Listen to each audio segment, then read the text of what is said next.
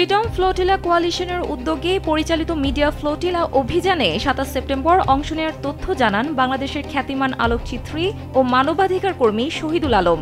২৮ September ইতালির উদ্দেশ্যে রওনা করেন তিনি। সেখান থেকেই গাজার উদ্দেশ্যে এই ফ্লোটিলায় অংশ নেন বাংলাদেশি এই মানবাধিকার কর্মী।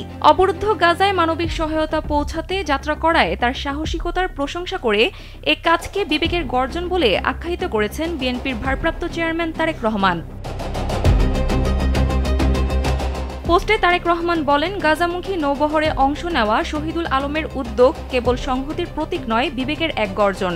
বাংলাদেশের পতাকা বহন করে তিনি বিশ্বকে স্মরণ করিয়েছেন, বাংলাদেশের জনগণ কখনো নিপীড়ন ও অবিচারের কাছে মাথা নত করেনি, ভবিষ্যতেও করবে না।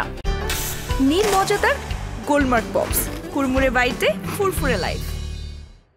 তিনি আরও বলেন, বিএনপি সর্বদা শহীদুল আলম এবং ফিলিস্তিনের জনগণের পাশে থাকবে। এদিকে গাজামুখী ফ্লোটিলার কোনো জাহাজই শেষ পর্যন্ত তীরে ভিড়তে দেয়নি ইসরায়েল।